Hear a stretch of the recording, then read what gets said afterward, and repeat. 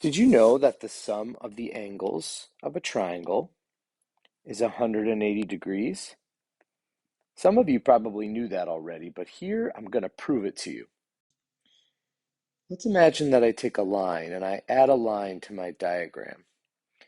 And let's say that this line is parallel to this line below. So this line right here is now parallel to this line right here.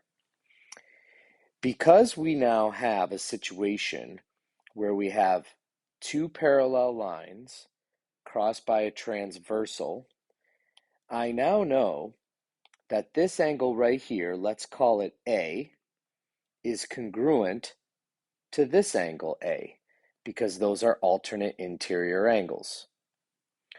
Similarly, this angle right here, we'll call it B, is congruent to this angle right here, because it's also alternate interior angles between two parallel lines crossed by a transversal, which leaves us angle C here in the middle.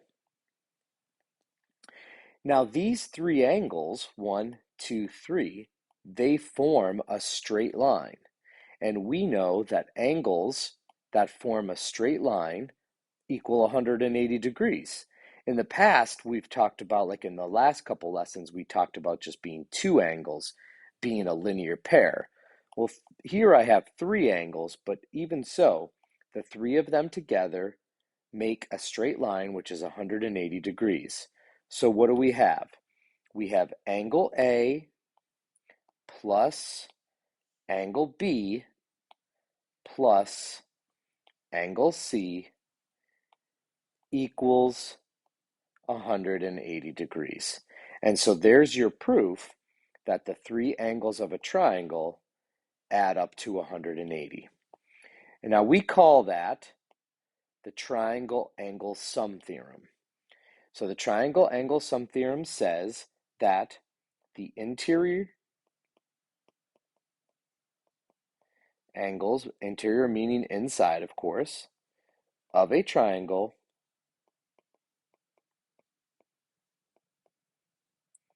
add up to 180 degrees. And that's it.